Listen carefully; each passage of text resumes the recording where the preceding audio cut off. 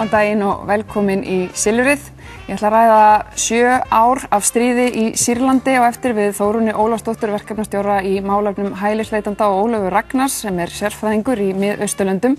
Ég ætla að fá líka til mín Ólaf Heiðar Helgason, hagfræðingur hjá Íbúðalánasjóði. Við ætlum að ræða aðeins húsnæðismarkaðinn og byggingariðnaðinn á Íslandi. En við byrjum hérna á vettvangi dagsins.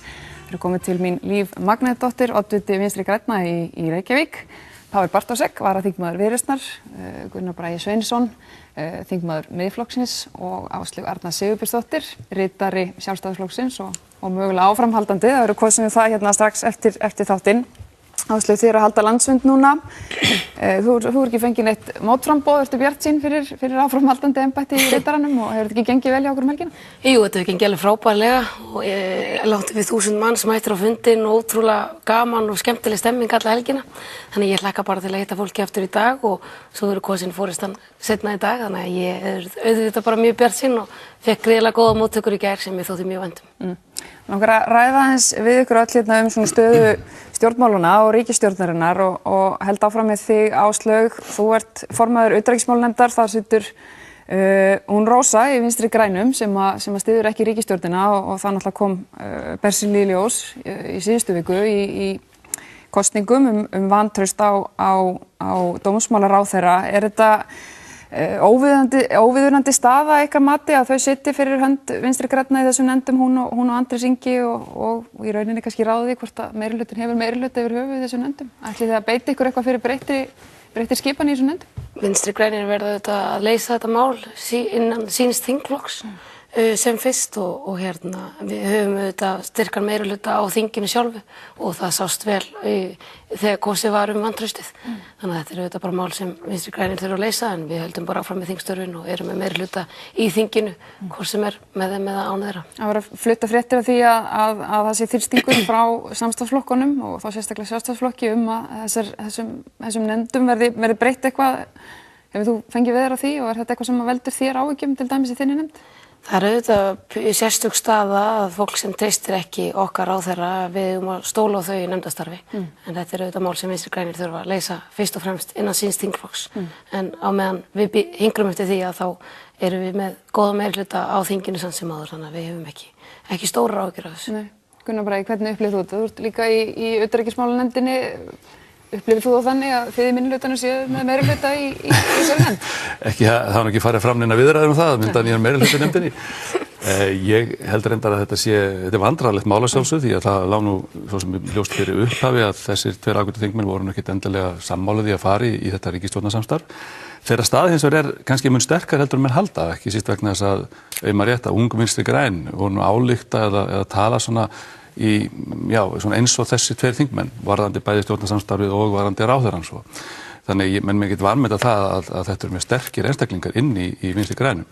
En við þetta veikir þetta ríkisstjórnina og samstarfið því að það fækkar þá í meirihlutanum sem að gerir þá aðra þingmenn þeim en valda meiri og hvað maður segja, mikilvægari. Líf, þetta er þinn flokkur. Finnurðu mikinn titring í flokknum út af þessu og er þetta reynist ykkur erfitt? Sko, í Vinstri grænum eru marga vistaverur og þar er hátt til lofts og vítt til veggja og við leyfum, og ég held að sé hraustleika merki hreyfingar að við auðvitað tökumst á og sýnum tilfinningar okkar og tölum hlutina opinskátt og efnislega eru þau í sjálfu sér ekki ósammála Vinstri grænum eða flokknum sínum. Heldur er það auðvitað þetta ríkisstjórnarsamstarf og þau hafa til að mynda samþykkt öll þau mál ríkisstjórnarinnar sannarlega á þeim vettvangi þannig að þessi vantraust yfirlýsing á Sigríði Andersen, ég held að hún ekki eftir að koma til með, við vissum eins og Gunnar Bragi sagði að í upphafi var staðan þessi, það lá fyrir, það var ljóst, það er ekkert vandrarlegt við það sem er að gerast núna, það eru ólíkar raddir innan VG og við hlustum á þær allar og ég hef fullan, ég trú ekki öðru en að við leysum þetta algjörlega eins og við höfum áður gert. En efnislega eru Andrés og Rósa ekki ósammála þingflokknum. Og svo líka minna á það að það voru 80% félagsmanna sem samþykktu þennan stjórnarsáttmála sem lá fyrir og þau lútu því sem sagt ákveðnum félagsmanna. Mér finnst líka mikilvægt að halda því fram. Þú lent þessu stjórnarsamstarfi, væri þú tilbúin að vinna til dæmis með þessum flokkum í borgarstjórn ef svo bara undir? Sko, nú ertu Það algjörlega tvennt ólíkt. Það annars vegar ríkisstjórnarsamstarfið og svo það borgarmálin. Ef við tökum fyrst ríkisstjórnina að þá ég hlynnt því og þetta sögðum við fyrir kosninga að við vildum leiða ríkisstjórn. Við viljum vera í ríkisstjórn þar sem við höfum áhrif og að okkar mál nái fram að ganga. Og það þessi ríkisstjórnarsáttmáli. Þannig að ég samþykkti hann fyrir mitt leyti, já, en ég ber ekki ábyrgð á Sigríði Andersen eða Sjálfstæðisflokknum. Þau verða sjálf að ráða sínum málum þar og í borginni þá erum við í mjög góðu vinstri samstarfi og ef að Sjálfstæðisflokkurinn ætlar allt í einu að verða vinstriflokkur í borginni þá má vel athuga það, en það þykir mig harla ólíklegt. Pavel, þú ert að fara inn á þingið á morgun. Hvernig blasir þessi staða við þér? Já, sem stjórnarandstæðingi þá þetta mjög viðunnandi að hafa þessi svona óljósu meirihluta í einhverjum nefndum. Þetta gefur okkur heilmikil tækifæri en svona af minni þingrislu dæma þá held ég að þetta mál muni ekki vera svona varanlega til lengdar. Ég meina, við sáum það bara á stöðinni seinustu viku þegar það byrja að kalla inn varamenn fyrir þessa þingmenn einhvern veginn af þeim forspurðum og það gefur nú til kynna og þegar maður komin í fjölmiðla að ræða sín átök þá nú oft svona lítið eftir af því að málin verið leyst með einhverjum hætti en ég veit það ekki en svona fljótt á litið þá virðist mann vera sem þetta sé komið ansi mikið hnút. Það velur bara bölsýnismaður sem heyrist mér. Við getum alveg leyst úr öllum ágreiningi, við höfum gert það áður. Það pusar bátinn þegar við erum í ríkisstjórnarsamstarfi. Það liggur alveg fyrir. Ég meina verkefnin eru mjög krefjandi og það ekki öllum lagið að finna sinn takt í því og við höfum fullan skilning á því. En ég hugsa að við leysum úr þessu eins og hverju öðru. Og ég finn alveg fyrir því að ég með meirihluta í nefndinni minni með Rósu og á mjög gott samstarf með nefndinni allri reyndar og held bara áfram að vinna eins og við höfum gert hingað til. Við sáum náttúrulega 2009 til 2013 að þá gekk það ekki vandræðalaust fyrir sig í því ríkisstjórnarsamstarfi og það endaði með því að nokkrir félagar sem grænum hrökklustur inn í burtu.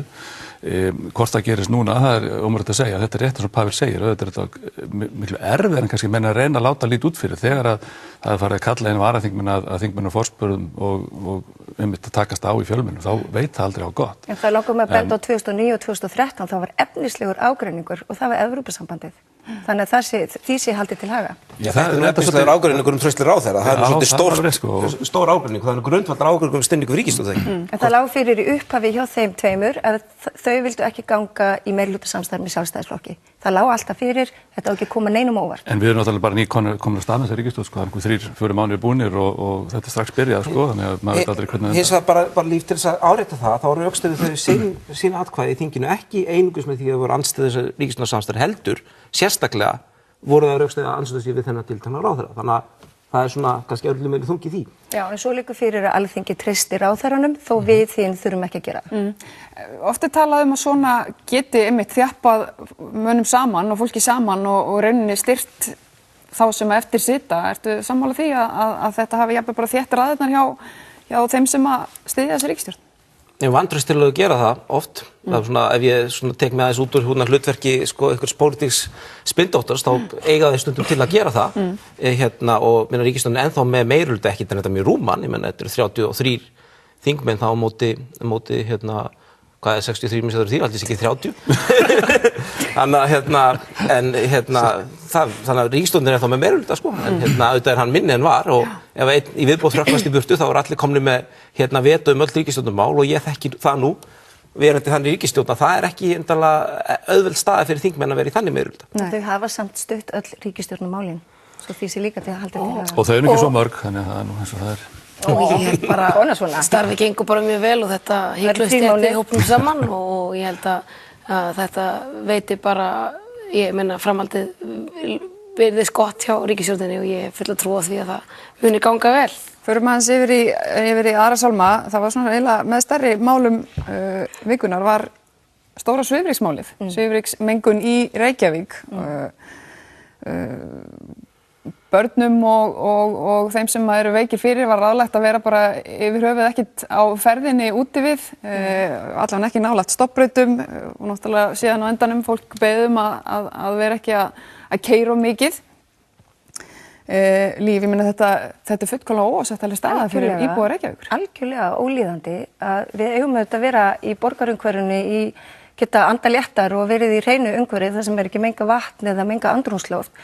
Og ég held að við þurfum bara að fara að tala það af mikilli festu og alvöru hver meinvaldurinn og hverjar eru lausninar. Já, það eru náttúrulega ekki allir sammála. Nei, já, þegar menn síðan rýna þetta, þá hljóta þeir að komast að þeirri niðurstöðu að það eru bílar sem menga.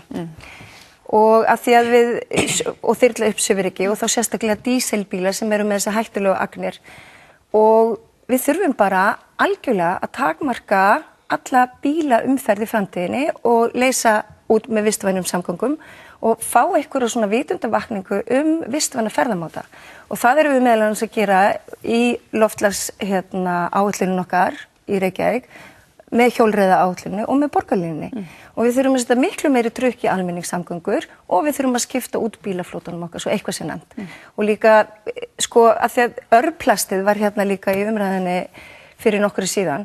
Ég meina það í sjónum sem sagt 3 tonn af plasti fyrir 1 tonn af fiski og þetta gríðarstórt vandamál, líka súrnun sjávar og sérstaklega á norðlægum slóðum og við bara mengum allt of mikið, við erum allt of mikið neyslu þjóðfélag og við getum dregið verulega úr öllu þessu þetta eru viðráðanlegir þættir. Og hvað viljið þið gera? Á að fara að banna og minnka umferð, taka dísilbíla úr umferð? Það auðvitað ekki okkar á sveitarstjórnarstiginu að gera það löggjafans að gera það með einum öðrum hætti. En við viljum... Þetta umbjóðendur ykkar í Reykjavík sem helst verða fyrir þessu? Algjörlega. Og við, þessar svifryksmælingar og þessi dagar sem að við förum í rauninni fram úr, eða eru 8 dagar á ári og eiga auðvitað ekki að vera neini dagar. Við höfum til þess samt svigrúm upp á 35 dagar sem kannski líka allt of mikið. En við þurfum auðvitað valdheimildir ef við ætlum að bregðast við. Ég meina sumarlokanir gatna og fleira eitthvað sem við getum gert í meira mæli. Hægt á umferðinni.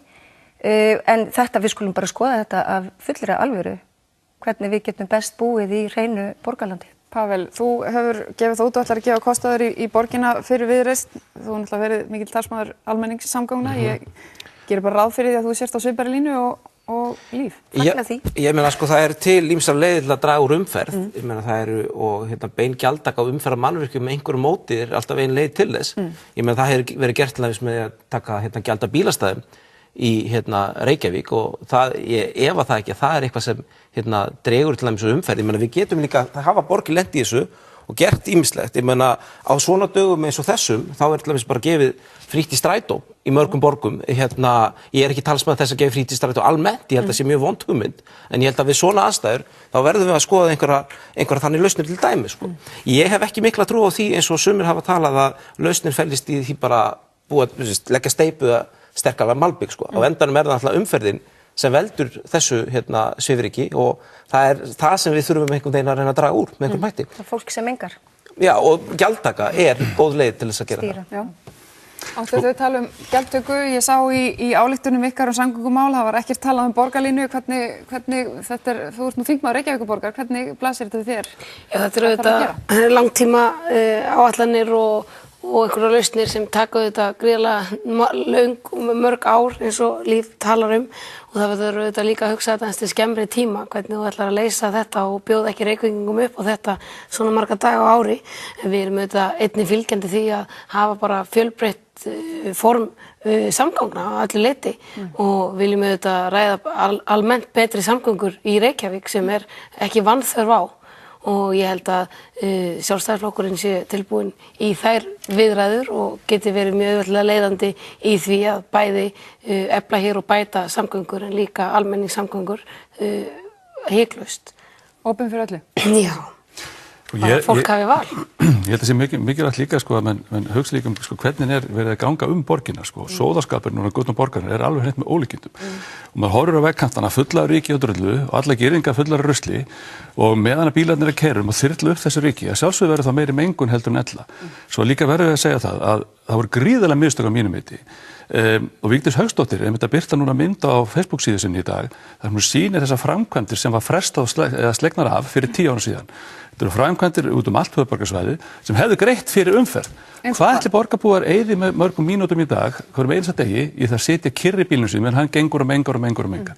Hvað ætli að séu mikið tím sem fyrir slíkt? Hvað ætli mengun sé bara því? Nefndu dæmi eitthvað sem... Ég bara með hérna myndina frá Vigdísi hérna, og hérna erum við dæmið með Vífilsstaðaveg, við erum með Hallsveg, við erum með Sundabraut, við erum með Miklubraut. Þetta endalaust talningur unni, og ég hvet fólk til að kíkja á þetta. En ég ætla samt að segja þetta og fagna einu, að sjálfstæðismenn samþyktu núna að samþykkja sínum fundi að það fara tafarlaust í það að velja nýjan stað, fara staðarsvalsgreiningu fyrir nýjan Landspítala, tafarlaust segja þér. Það mun að sjálfsögðu létta á umferðinni niður í miðbæinn ef að menn hafa svo mikla áhyggjur á miðbænum. Verður það þannig að það kemur í ljós að það byggja þetta á nýjum stað. Þannig ég ætla að þakka Sjálfstæðisflokknum fyrir að hafa tekið skynsamlega nálgun í þetta. En þú, meðan bílum fjölgar hraðar heldur en þeim sem vilja nota strætó, þá er þetta galin hugmynd að vera að tefja umferðinni eins og borgaryfirvöld hafa verið að gera undanfarið. Algjörlega galin hugmynd. Það er miklu frekar greiða fyrir umferðinni, búa til góðar almenningssamgöngur á sama tíma sem valkosta sjálfsögðu.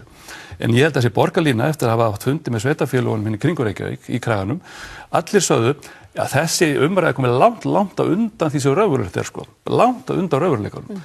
Nú erum við búin að sjá það að það er 40 milljarðar áætlaðir fyrsta hluta þessara borgarlínu. Og ég spyr, er búið að fara með í gegnum allt systemið sko? Eru sveitarfélögin kring tilbúin í þetta? Hvað á þetta að leysa nákvæmlega? Það er enginn búin að sýna fram á þetta gangi raunverulega upp. Þetta er eins og einhver smjörklípa til að komast hjá því að ræða vandann sem er það að borgaryfirvöld hafa verið að þrengja bílunum og skapa leið mengun með því. Ég veit ekki eina borg sem við byggt sig út úr umferðarvandræðum með þessum hætti. Það bara hefur ekki gerst. Það er alltaf þannig menn byggja fleiri vegi og það eru fleiri bílar á þessum vegum. Bílarnir eru fleiri. Þeir fjölga.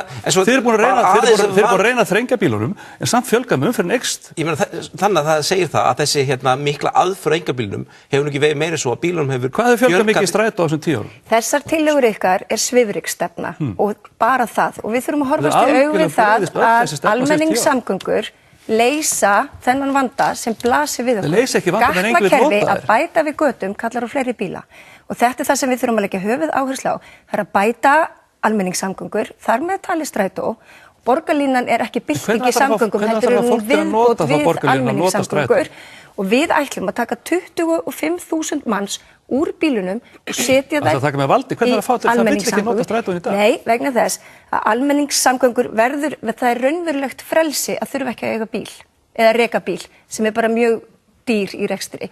Við þurfum að gera almenningssamgöngur hæfilega ódýrar, við þurfum að auka tíðni ferða og þannig að fólk bíð ekki og við þurfum að stytta vegalengdir og þetta eru áform í Reykjavík og þetta ætlum við að gera. En núna eru almenningssamgöngur alls ekki nógu góðir í Reykjavík sem eru þetta ástæða þess að það nota ekki nógu margir almenningssamgöngur. Nú ætlum ég að benda ykkur það að við settum aukinn pening í það að væri búið að auka tíðnina og búið að bæta bara þjónustu strætó að þá gætum við kannski séð fleiri nota að þessar almenningssamgöngur. Höfum samt eitt á hreinu að það sem hefur gerst undanfarna árum að ríkið hefur komið inn með viðbótarmilljarð fyrir almenningssamgöngur og Sjálfstæðisflokkurinn hefur til dæmis stefnu að taka það milljarð út og setja frekar í vegaframkvæmdir. Það er ekki stefna um að bæta strætó. Var þessu milljarði vel varið? Hverju skilaði hann? Hann hefur nú skilað það að það eru fleiri tekjur af strætó og farþegum hafa aukist. Já, en það eru fleiri að nota strætó. Það eru fleiri að nota strætó. Mér langar að benda það að við jökum tíðni til dæmis eins og leið 1 og það er 50% aukning frá því í almenningssamgöngur. Strætisvagnarnir eru fullir. Ég tek strætó. Ég þekki þetta.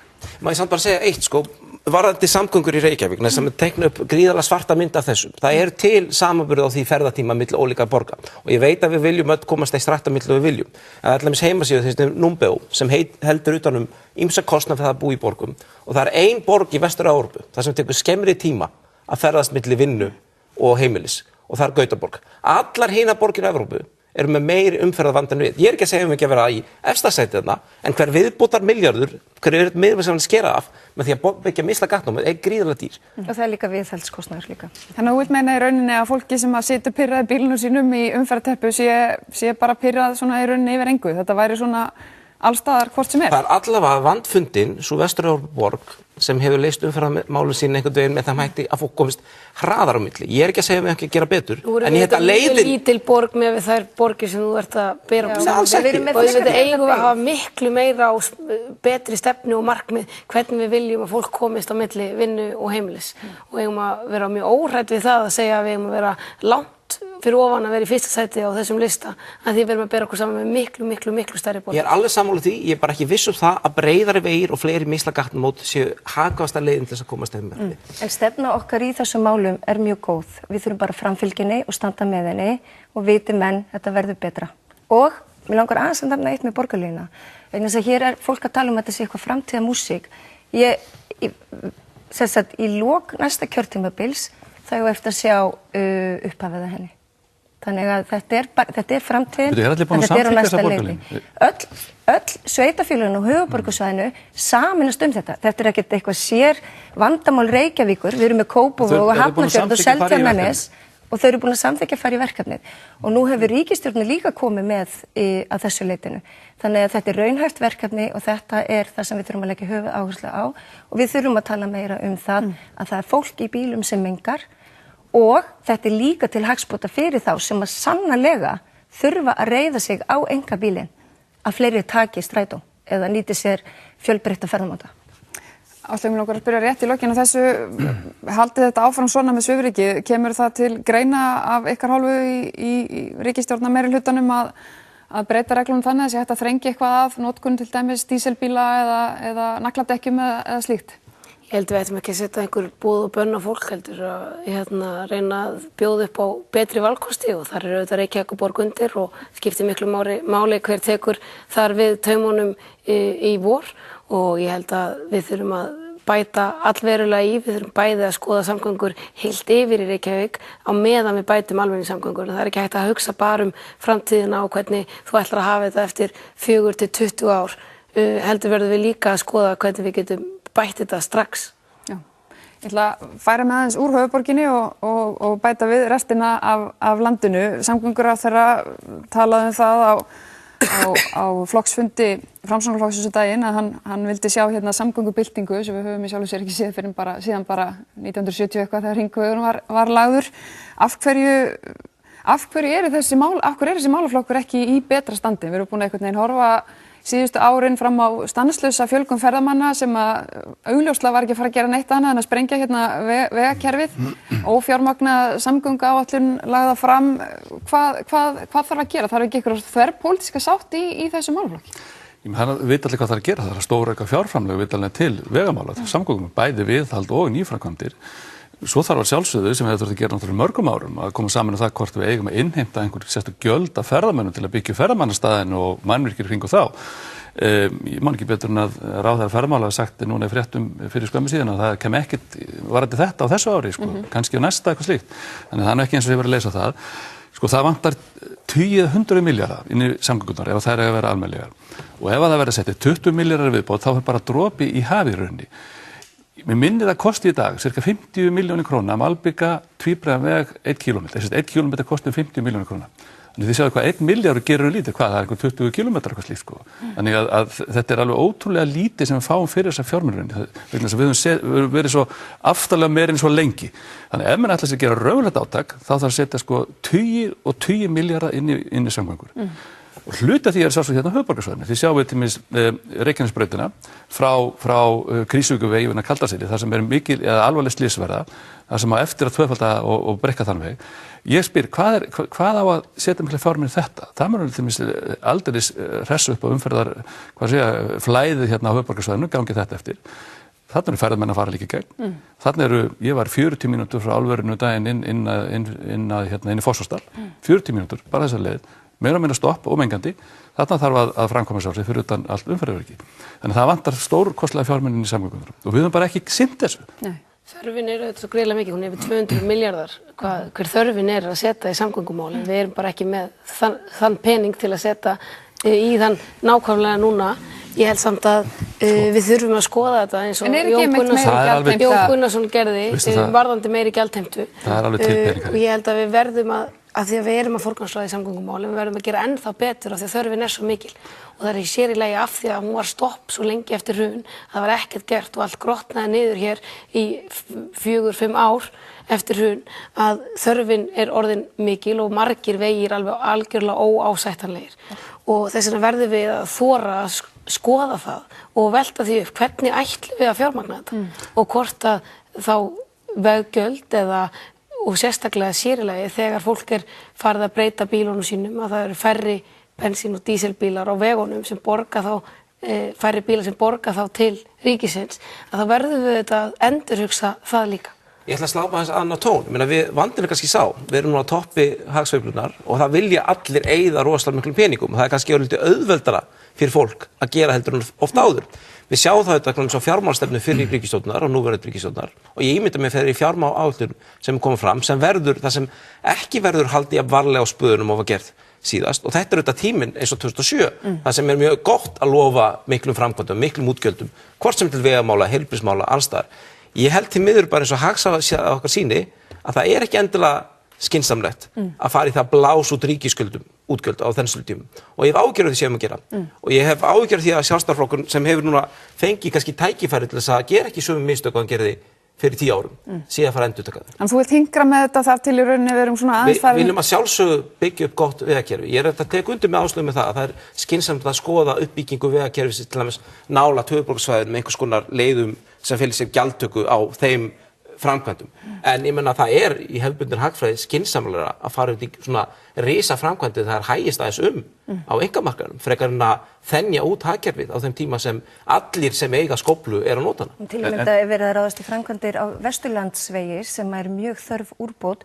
Ríkisstjórnin hefur lofað í sáttmála sínum stórfelldri innviða uppbyggingu og að hafa plan til framtíðar hvað það varðar. Ekki þannig að það auki einhverja kreppu í ríkis fjárútlátunum eða eitthvað svoleiðis, heldur þetta bara skynsamlegt plan og það töluðu allir það fyrir kosningar að fara í þessa stórfelldu innviða uppbyggingu og þetta í sáttmálanum og ég heldur við sjáum. Við stóðum við okkar fjármálaáætlun í kosningabaráttunni. Við lofum ekki 100 milljörðum ofan á fjármálaáætlun sem við höfum samþykkt og við Sjálfstæðisflokksins. Þetta er alltaf sami söngur. Þetta er alltaf sami söngur kemur af vegamálum. Það ekki hægt að framkoma fara í vegabætur þegar þensla eða þegar uppsveifla út af þenslu. Og það ekki heldur hægt að fara í vegasamgöngur eða bætur þegar kreppa. Það ekki til peningar. Málið það að framkvæmdir í þessi vegaframkvæmdir, það eru minna þenslahvetandi heldur það til þess að byggja hús og byggja steypu. Þannig að við ættum að beina með fjármunum út í vegakerfið að framkvæma þar heldur en að vera að byggja steypu og þess að það í dag. Og það full þörf á því vitanlega eins og allir vita. Og það ekki rétt, ég ekki sammála því þessi ekki til peningar. Bara ef menn myndum ákveða það núna, sætta sig það að ríkissjóður myndi skila 0,5% minni afgangi. Þá það líklega 12-15 milljarðar sem væri hægt að ná þannig. Auðvitað á hann að skila afgangi, auðvitað þurfa greiðinu skuldur og allt það skiljið. En vegakerfið að niðurlótu komin á höfuðborgarsvæðinu og hringinn landi. Þess vegna þurfa að ná í þessa fjármuni. Mjög mikið pening í samgöngumál en við þurfum líka að vera raunsæ og hvernig við getum hort á þetta til framtíðar. Og þó að við skilum aðeins, við erum auðvitað búin að skila hallalausum fjárlögum í lengri tíma síðan við höfum tekið við ríkisstjórn og við einhvern veginn við getum bara ekki sagt, já, það bara taka aðeins meiri pening af þessu í þetta. Við þurfum bara að horfa á þetta til lengri tíma og með aðeins stærri gleraugum.